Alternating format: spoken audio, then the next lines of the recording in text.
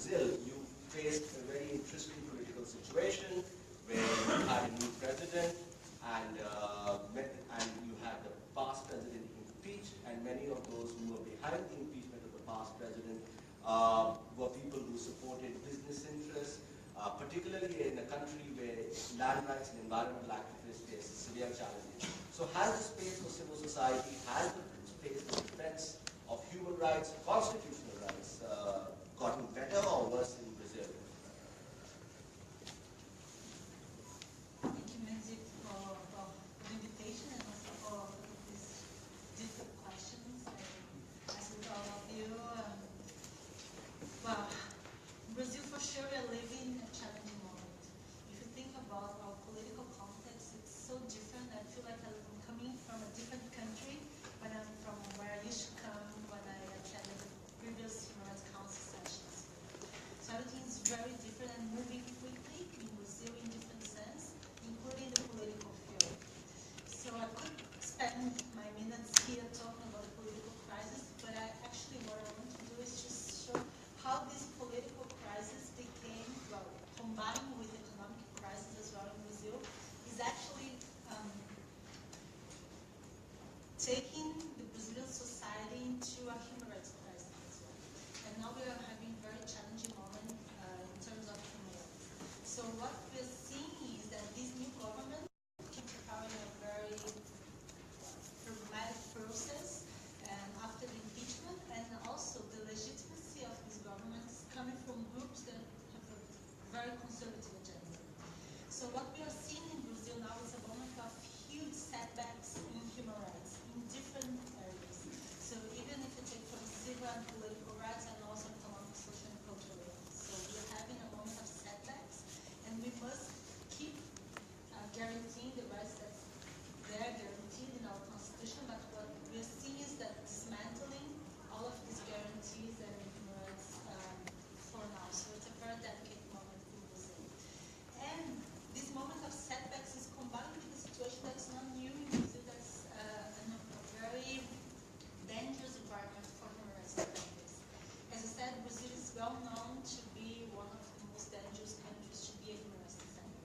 So Global Witness launched a report last year showing that Brazil is the most dangerous country for environmental defenders, just to have an idea. And the new government in Brazil, what we are seeing is they have the support of very conservative groups. So what we are seeing is lack of guarantee of even progressive agendas such as LGBT, sexual and reproductive rights being under threat because of this conservative caucus that's forming and supporting this new government, combined also with a government, as you mentioned, that gives a lot of room for the private interests and business interests in politics. So when you combine this conservative force with a willingness to open and to satisfy the interests of private sectors, this is I think the dangerous combination that's leading us to this setback moment in human rights. And of course, civil society in Brazil, you have very vibrant and diverse groups of civil society groups, social movements, independent activists. So it's a very, very vibrant civil society in Brazil. And we are resisting. We are doing our best to resist, and we will continue to do so. So facing these setback moments, what you see in the society is increasing the number of social protests and also social movements. And we're always busy in Brazil, but even our agenda is even harder to work to try to avoid the setbacks and try to at least go and keep going, advancing the rights of protection. So I just want to raise three topics that in Conectas is important when you think about the environment for civil society in this new context. One is protest and the right to protest, but unfortunately when we talk about the right to protest in Brazil, what we are talking about is repression to protest and how we can combat repression, violent repression to protest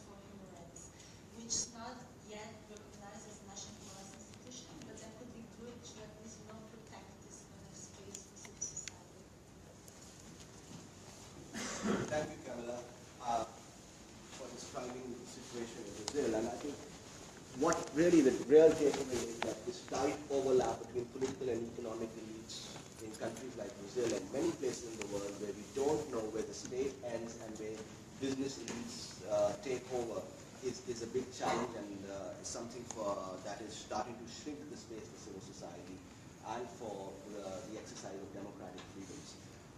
Maciej, I want to go to you. In Poland, we've had a successful mobilization, I would say, around women's sexual and reproductive rights. Maybe you could tell us a little bit about the mobilization and how people were able to organize for that. But we've also had attacks in the media on civil society quite recently. Could you shed some light on that? And how does this compare from you were in government in a very interesting time and a very time of transition earlier. So what is changing in Poland would be very interesting for us to know. Thank you. Thank you very much. Maybe I will start with a news I read yesterday, which will give you an illustration about the struggle which is going on in Poland between the governing party and the civil society. Yesterday there was a meeting of professors of law department of Warsaw University discussing the program for the next year. And one of the professors, closely connected to the ruling party, proposed that the lecture on human rights will be dropped from the program because that will make unnecessary confusion in the minds of young people. That was absolutely rejected. There will be a lecture on human rights next year, but it gives an illustration of the struggle between the government, which wants to restrict human rights, and the civil society, which is fighting to preserve them. And the results, I would say, are mixed. If there is a big mobilization of all the segments of the civil society, that means opposition in parliament, still remaining free press, judiciary, which is still independent, and the civil society organization, the government backs off. And that was the case of the reproductive rights. There was a very restrictive law proposed in parliament. The next day, hundreds of thousands of women went on streets. The government panicked, and for the time being, this law is no longer in parliament, but we don't know what will happen. Now there is a motion to make the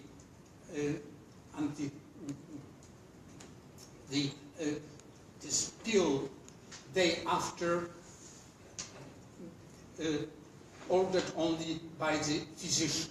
And the Minister of Health said that he will never prescribe it because it's against his conscience. So you see that this fight is not over. I mentioned the segments of the civil society. And the civil society, as strong as the segments are strong. And it is, as I said, free press, judiciary,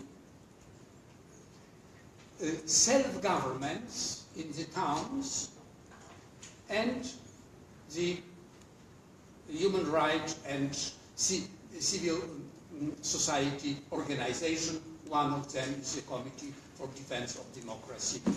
The acronym is COT. And if these institutions work together and show their strength, the government backs off. If they see they are weak, they can go, and for instance now there are discussions about the changing of the electoral law in a way that will give the ruling party the sure victory, because there is many legal ways how to make the ruling party to win. There is a discussion on the change of the press law, which is called the repolonization of press. That means that the press, which is owned by foreign capital, will have to sell it. And of course, the government-owned company will willingly buy it, and that will be the end of the free press, like the state radio and television were taken over by the government fully, and some 200 journalists were fired overnight, and now it is just government propaganda. And I remember the government propaganda in communist time, and I must say that even in communist time it was not so blatant as it is now in the government radio and television. Then the judiciary. There is a big attack against judges now in the government television and radio and press. Every day there are cases, the judges are corrupt, the judges give wrong decisions and so on. And that is a preparation for the new laws which will restrict the independence of judiciary. And then these are the challenges. And it will depend how strong the civil society will be, so the government will have to consider its next moves. Thank you. Thanks very much for that. Yes. In fact, you know, what the women's mobilization shows is that democracy has to be fought for. It has to be fought for every day by ordinary people and on the streets. And these ordinary people have to be persistent. Absolutely, yes. Certainly. So, turning to you, Henri, you've heard that all in India. You know, we've heard a lot about what is happening, the rising intolerance in India, 20,000 civil society organizations, which are actually a matter of great pride for India to have a diverse and vibrant civil society, have been denied access to international funding under restrictive legislation, which was introduced at a time, first introduced at a time when democracy was under suspension. So the question I want to ask you is, what would you tell Prime Minister Modi's government about the value of civil society, and that's actually in the national interest of India to have a vibrant and diverse civil society? Mandeep, you have raised a very hot topic that relates to India, and this is in relation to 20,000 civil society organizations which have been stopped in terms of receiving their assistance from abroad to support their work. Now, the impression created within the country is that all these are human rights organizations. And I think that impression has to be thwarted first. These are a bunch of organizations which are religious sometimes, which are academic sometimes. These are also institutions of higher learning as well, which are universities, which collaborate with universities elsewhere. And a small amount are development organizations, and the rest of it, perhaps a very, very small number, are human rights organizations. So to believe that this entire foreign fund receiving organizations are human rights organizations is something wrong. They are all put into a basket which we don't belong to. And we are claiming that we need a separate basket where we are handled separately. That's number one. Number two, yes, the new law came in the year 2010. By 2016, we have lost out of 33,000 organizations which were there in the FCRA list. We now have only 13,000 organizations.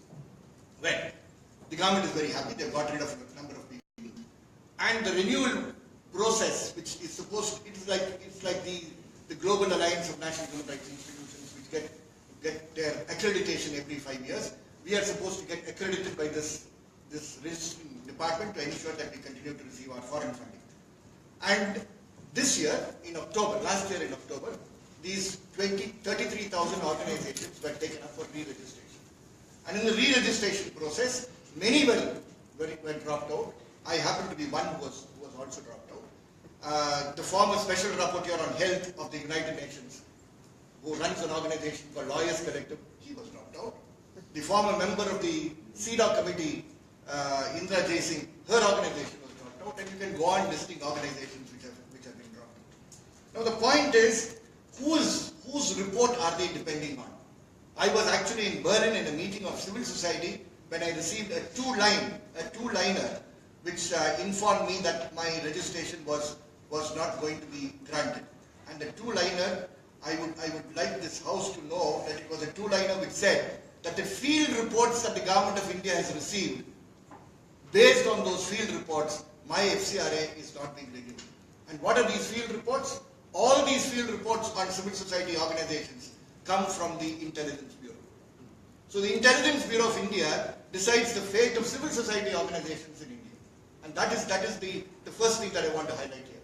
Second, this is done by the Ministry of Home Affairs.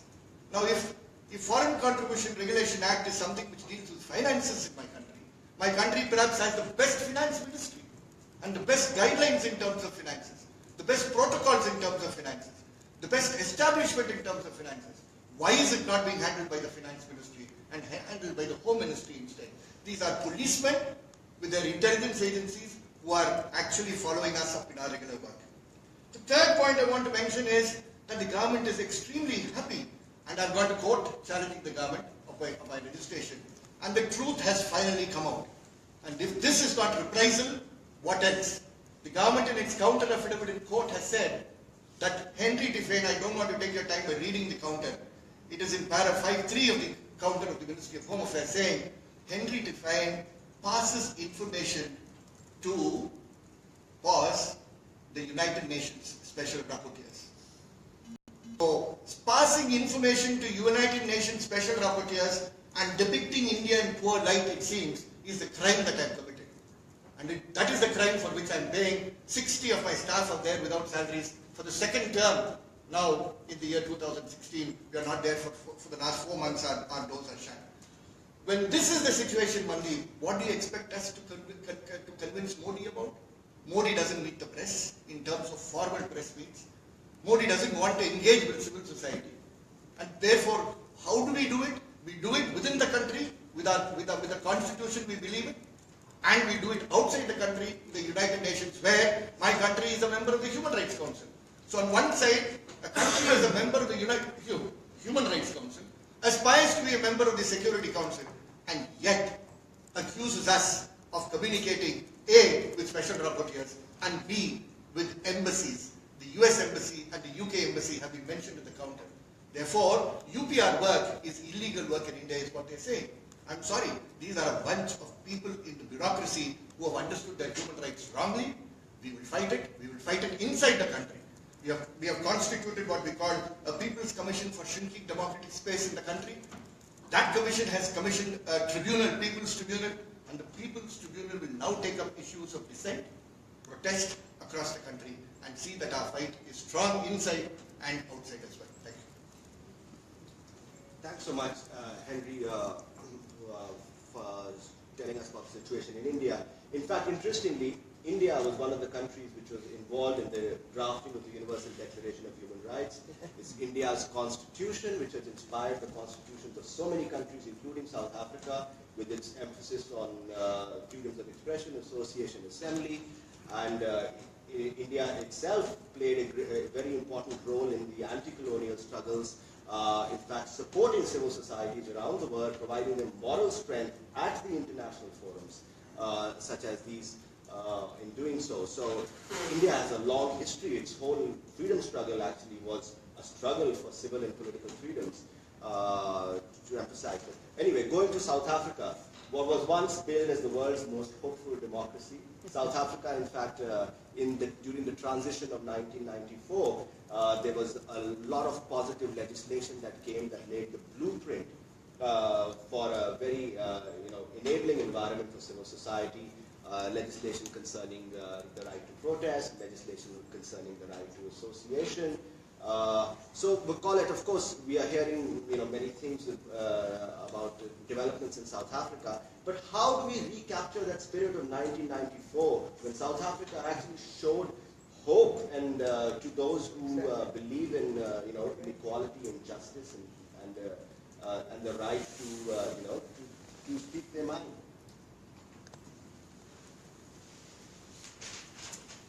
Thank you very much, Mandeep. Thanks again for giving us this opportunity to be here today. I must say that talking about South Africa these days is also not such an inspiring thing to do, because although we have a history of championing human rights past 22 years ago, where we were out as a country united and prepared to build something that we could be proud of, which is our constitutional model, which is well known in the whole world. I think what we could try to do, for us at the Human Rights Institution, we are reminding the government where we come from, that actually South Africa was in isolation. We remain in the agenda of the UN for many, many years because we were a violator of human rights. Transparency is enshrined in the Constitution. And also the Constitution enshrines what you call cooperative government. The government is bound to care for the interests of the people. And during that time, because we were living in a dark period, there was no transparency, there was repression, there was reprisals, the government created an environment that everyone gets respected, enjoys the law, protection of the law, and no one is above the law. All those rights enable civil society, human rights defenders to play a fundamental role in the building of legislation that we have, because we have very progressive legislation in South Africa. There's open processes that enable us to engage at different forums at government. However, the problem has been implementation, and also now lately is to be negative towards the so-called human rights defenders. This is the friends of the government. The friends of the government, the people that monitor enforcement, the people that contribute to the program. Now these people are becoming the enemy of the government. It's therefore we would like to bring back those memories of the 1994, that how important it was, because the government really wanted to be seen as a champion of human rights. Today, they are not so good. If you say you are a champion of human rights, they are questioning that. We are encouraging the government, because they are busy in the process of amending the law, the NGO law. We don't know what are going to be the implications in doing that, because that law is very progressive. Everyone can operate, and there is no charges for registering an organization, except that there are issues that were raised by civil society, like the access and affordability, and making it easy for ordinary people, especially those who are in the grassroots level. Those amendments were supposed to be based on something like that, but currently, the way it has been carrying on, especially because there are voices that government does not appreciate, especially for those who are dealing with governments. We've been questioning a lot of corruption that has taken place. We are inundated with corruption to the effect that people are beginning to think that there is no hope. It doesn't help us, because we even have what we call institution of democracy. These are institutions that monitors, support government, like with the Constitutional Court. Those institutions, we are calling them Chapter 9 institutions. They've got the power to litigate. Their decisions have been tested at the Constitutional Court to be binding. The state has been wrestling with these powers of this institution up until we are left with only one Chapter 9 institution that has conducted fantastic, phenomenal work in the history of human rights in South Africa. We've never seen anything like that. They took the government to task. They revealed all the malpractice and the corruptions that is taking place, even at executive level. That did not augur very well, to the extent that the mandate of that independent public protector ended. We now have a new public protector. We know the process was transparency, was open. However, we've been monitoring and watching, listening to the responses, the remarks that are coming from that office. The civil society must work together again, encouraging the new incumbent, because we're going to be remaining with them for a long time. Because during that time, before that time, the Human Rights Commission was a very independent body. It was very robust. The civil society could access it, and now there was a time when we couldn't even reach this body, because if national human rights institutions are not well resourced, are not allowed to operate independently without fear and without prejudice, the civil society is left with nothing. We are encouraging the government not to fall astray or to relinquish all the opportunities that they've created for the civil society. Even the journalist. Journalist was the enemy of the government, and we have seen the persecutions that the SABC, our national broadcaster, has been experiencing.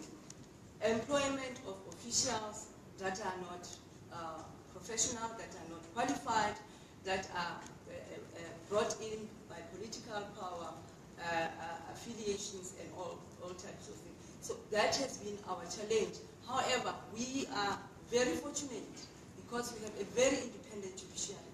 We are praying and we continue encouraging them to continue doing their work and passing those judgments. The recent one is our withdrawal from the International Criminal Court, which I must say that a stunning decision has come out. I think on all the steps, the milestone, I mean the efforts of the states that we made, there has not been any successful opportunity for them in terms of getting a judgment that will support their decision. So the civil society is currently preparing a submission, which is due date is on the 8th of March. Why should South Africa not withdraw from the ICC? And another important process is the hate crime bill, which we lobbied for because the LGBTI community, although the Constitution protects them, there was no mechanism to protect them. Now we are going to have this bill, but because the government has been dragging its feet, it's caught up with the hate speech bill.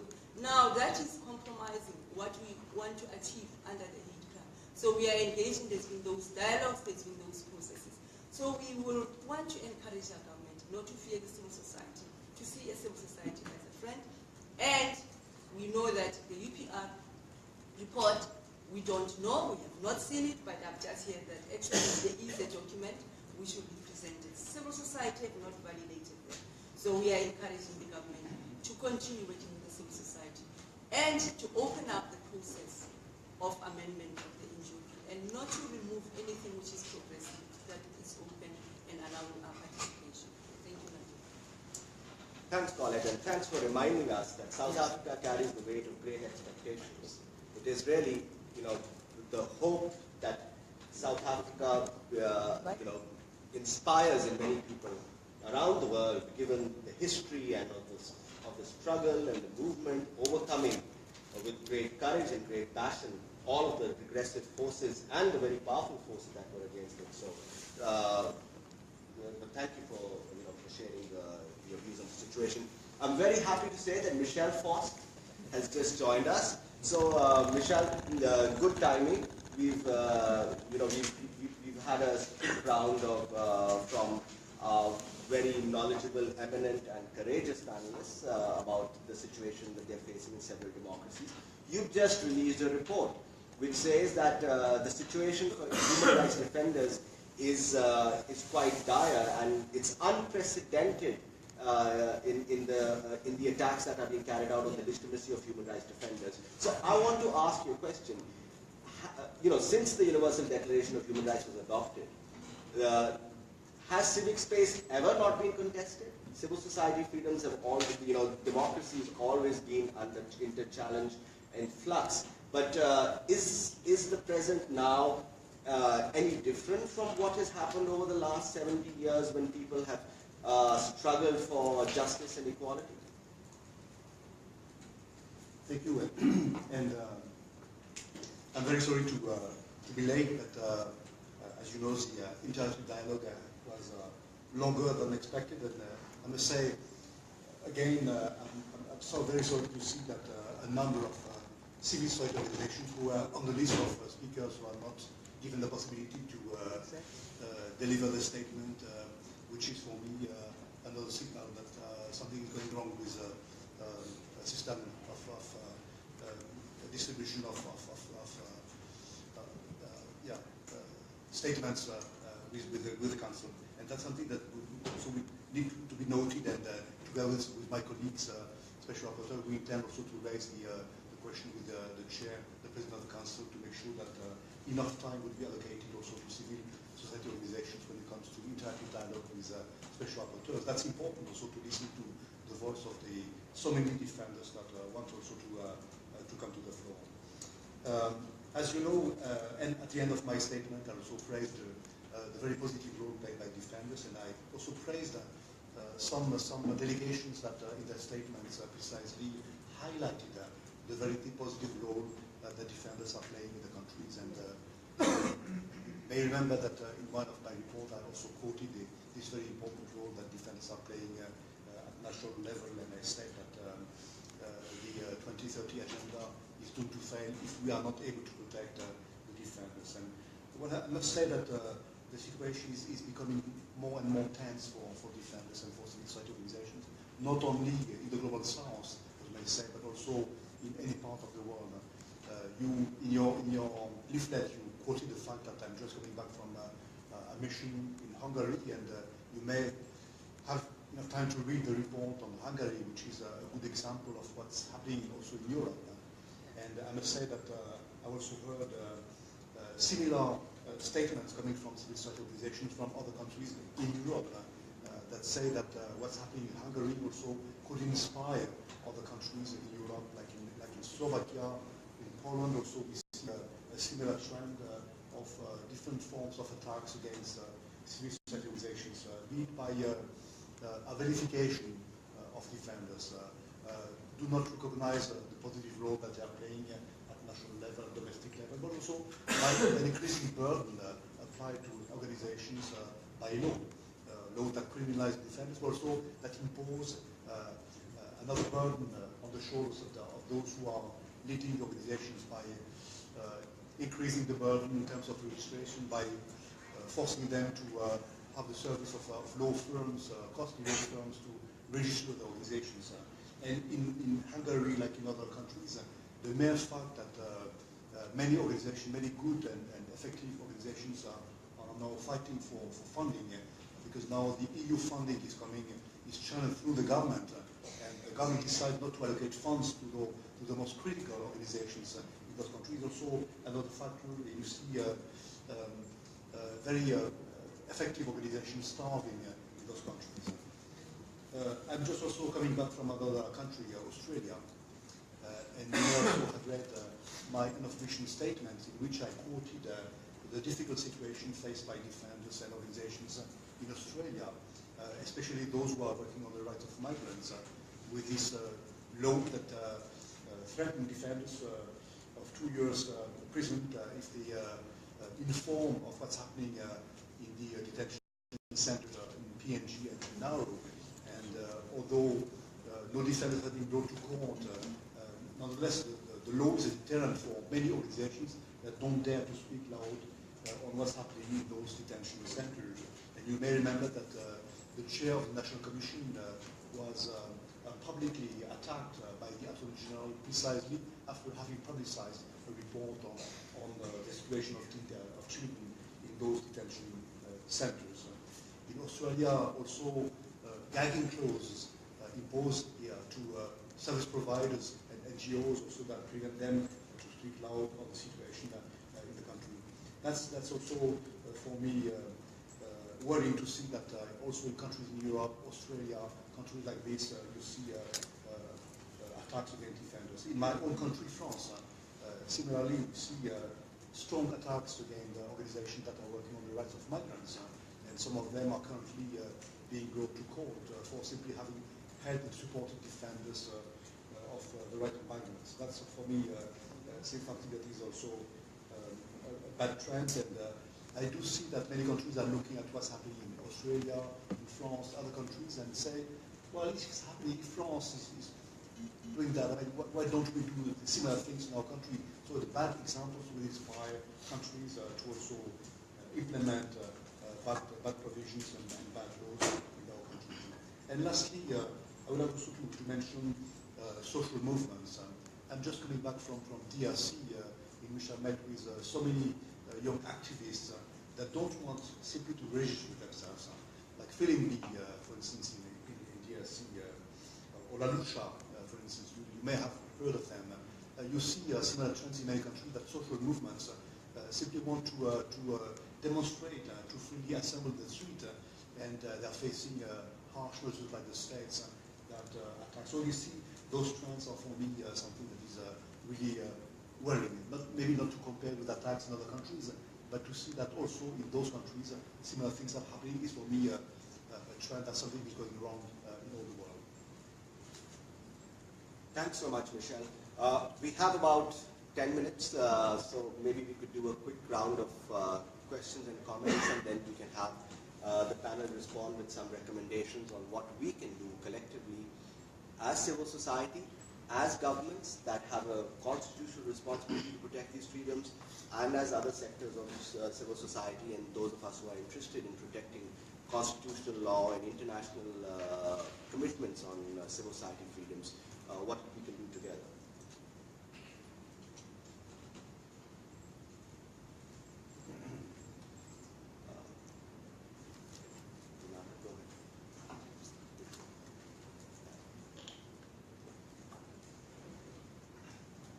Please could you identify yourself? Yes, thank you.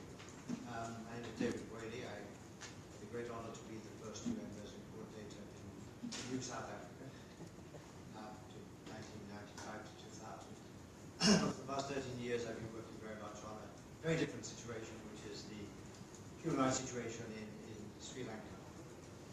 And listening to the speaker of South Africa today and reflecting also on current developments in Sri Lanka, I realized that there's some similarities.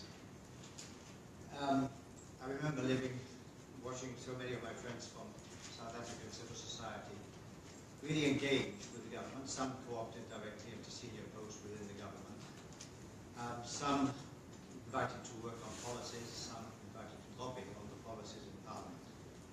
A very similar situation today in Sri Lanka. The country went through an extraordinary democratic transition in January 2015. And civil society played a huge role in bringing that about through the Platform for Freedom, mobilizing on huge issues such as mainly corruption at the time of the government and the lack of progress towards reconciliation. That in itself presents a challenge. On one way, I have to say that the Human Rights Council played an important supportive role to Sri Lankan civil society in bringing about the democratic transition. But what then happened was that the government invited leaders of civil society to engage directly with it. So the head of the Transparency International local branch became head of one of the main anti-corruption investigation committees. The government set up a consultations task force and reconciliation mechanisms and invited no less than 13 members of civil society to engage in that. Similarly, at the zonal task force level, the Human Rights Commission was transformed by the recruitment of many of our friends directly, etc., etc. But, and this is where I wanted to comment, and it seems to be a reflection in situations of transition like this. Government, from its side, is clearly not fully respecting the recommendations, the outcomes, the processes that it has set up itself as well. And at the same time, those civil society leaders that have allowed themselves to be, in a sense, co-opted into the process, face huge criticism from the grassroots, from their colleagues, from the peers who decided not to engage in that way. And I think that is, in itself, becomes a new challenge to civil society space. And I think it's a debate that needs to be put out there. Just to see how does civil society navigate this very dangerous water between a government open to civil society engagement and the grassroots constituencies that they serve? Thank you for that. Any other comments or questions for the panel before I ask them to wind up, because we have about 6 minutes?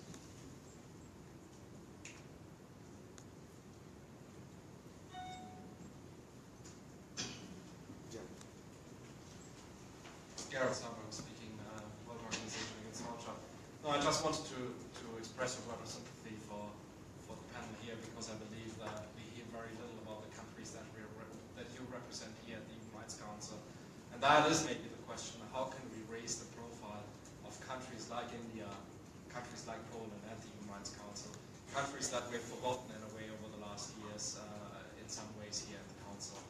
And in particular, when I hear Henri speaking on India and the FCR legislation.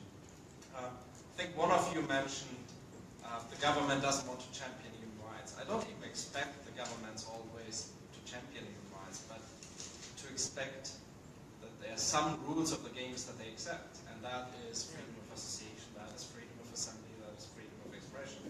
So how can we ensure here also at the Human Rights Council that some of the rules of the games are respected in that regard, and how can we bring new countries more on the attention of the Human Rights Council more broadly? Thank you. Phil? Thank you very much for the excellent presentation. Phil Lynch from ISHR. Just briefly, one of the common trends that you seem to have identified is this a retreat towards nationalism and an effort to stigmatise human rights defenders and human rights organisations as foreign funded, foreign influenced and so on. And I wonder in that context what role for international mechanisms and international advocacy in a domestic context which is increasingly hostile to what it seeks to stigmatise as outside interference. How are you looking to resist that trend, and how are you looking to most effectively leverage international advocacy as part of the domestic struggle for change? Thanks for that. In the interest of time, and so that we don't eat into the next group time, could I ask you all to please respond within a minute, if that's okay? Should we start with you, Henri? Well, 1 minute for this large democracy. Yes, stigmatizing is definitely there, and we are trying to overcome this because the Foreign Contribution Regulation Act has also been amended to favor political parties in order that they are able to protect the money they receive for their elections from foreign corporates. And because the prosecution of the largest two parties in the country should not be taken, the FCRA was amended so that today within the FCRA, outside the FCRA falls all money provided by corporates to corporate social responsibility within the country.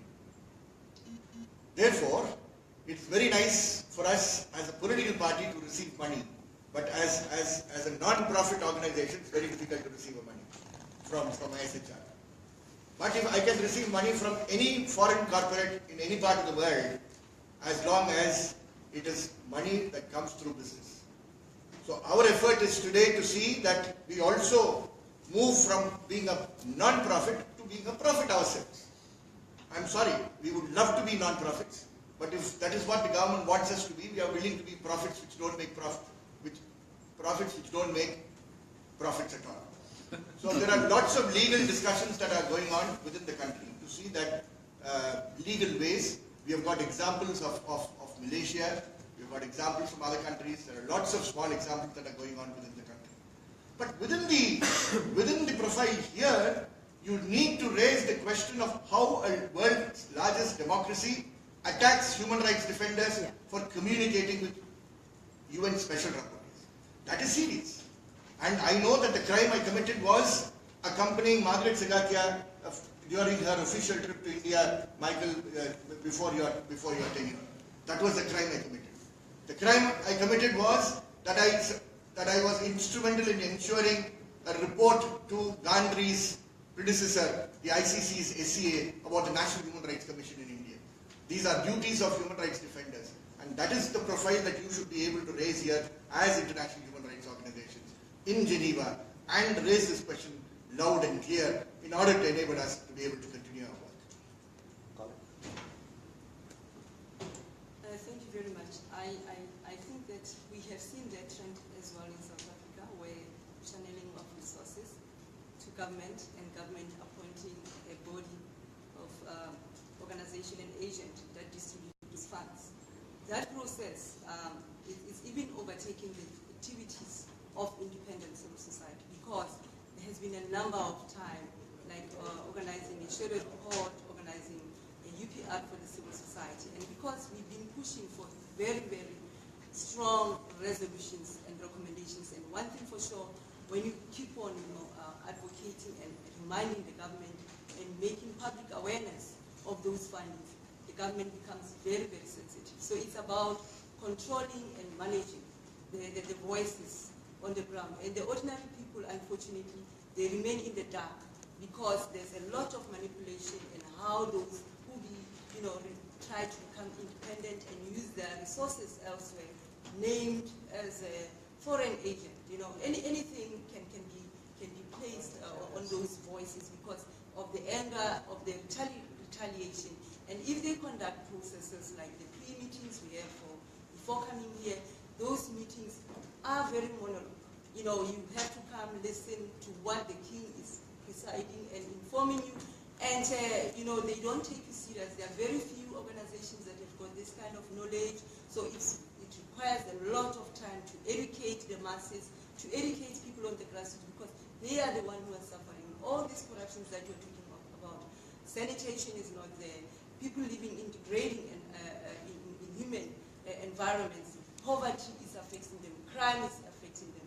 So we really have a big challenge in terms of getting the resources and encouraging our counterpart out there not to go for corruption, because corruption is silencing, is killing critique and constructive way.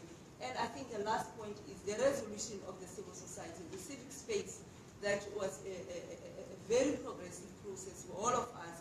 We really need to push for implementation. We have already engaged those dialogue in our country because our country was against adoption, and we asked them, now that we have the resolution, what are you going to do? Because we are going to say, well, we have to implement. I said, good.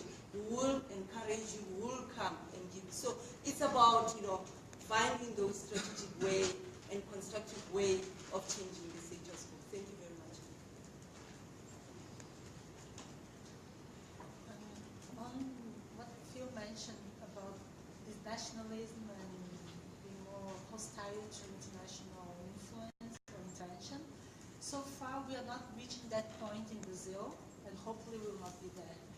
And so what we see, even with the new government, still, at least in the discourse, an openness to international mechanisms. And with this idea of cooperation with international human rights mechanisms, including the Special Rapporteurs of the UN and the International Commission. So, and because of that, what we are seeing for the last month is that when we have a public statement coming from the Special Rapporteur, it makes all the difference for us. Because we are doing, as I mentioned, everything that we can nationally to try to stop and avoid setbacks in human rights, but sometimes we need to amplify our voices. And when Special Rapporteurs, they take a public position, defending rights, and saying no to those setbacks, it really helps us. So just to give an example, in Brazil, we just had a very disturbing case of a constitutional amendment that was adopted in a very rapid process without the necessary debate with the society, that decided to freeze social expenditures for the next 20 years because of our economic crisis. That was the idea. Of course, that wasn't the only option, but that was the option chosen by the government and was adopted by our National Congress. And who's going to suffer, of course, is the poorest people in our country. And everything was moving very smoothly for the government in the adoption of this amendment until the Special Rapporteur on Extreme Poverty, Philip Paulson, took like a strong public position showing all the negative impacts of this constitutional amendment. So that was the moment that gave us as civil society oxygen to breathe and also some strength to keep pushing back this amendment. Unfortunately, it was adopted, but at least it gave international visibility to this setback in Brazil. So, well, if I can make a call for the Special Rapporteurs, please keep looking to the Brazilian situation. We need more than ever, I think, international mechanisms should be really following closely what's happening to us. And then just to conclude, it's very interesting what Mr. Forst said about silencing some NGOs here in Geneva, using, well, the list of speakers is too long, we don't have time, so we are also seeing it in other spaces like the NGO committee in New York, the one that decides on our future here at the UN, that's the one that decides if we will be granted or not consultative status. Exactly.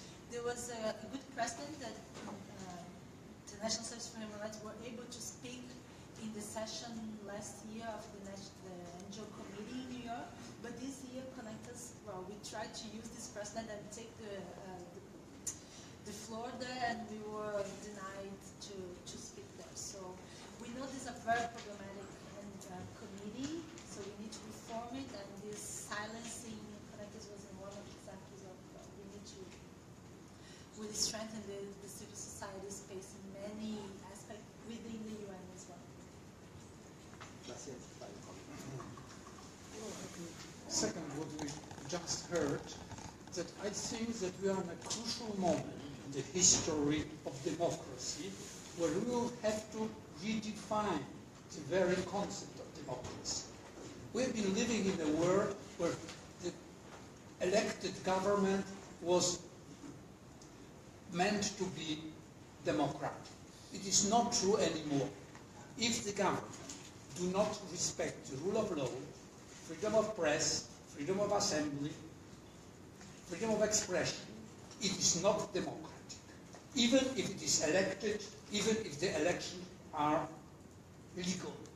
And I think that this redefinition is something which awaits us, and I think that international bodies should not look at human rights as a one thing here, one thing there, but look more on a broader picture. If this country is respecting the rule of law or not. If it is not, it means that human rights are in danger. Michel, last word for you, very briefly. Last, very brief word. Just to say that I see my role as Special Rapporteur, together with my colleagues, also in balancing the request for official missions to all countries. That is not only to target countries in which we know that the situation is very tense and difficult for defenders, but also to look at how the situation also in Europe and other countries might be scrutinized. That will be a way also to put pressure on those states when they know that at the end of the day, there will be a discussion here in Geneva at the Council, also in those countries. Thank you. I just want us to leave with one final thought. If everyone agrees, then it won't be a democracy. So our message to those who are restricting civil society rights is, we don't expect you to agree with us, but we expect you to respect our right to disagree with you. And thank you very much for your patience to all of the participants. And thank you very much to our wonderful panel for coming out and speaking here. It takes a lot of courage to speak truth to power, and I want to commend you for doing that.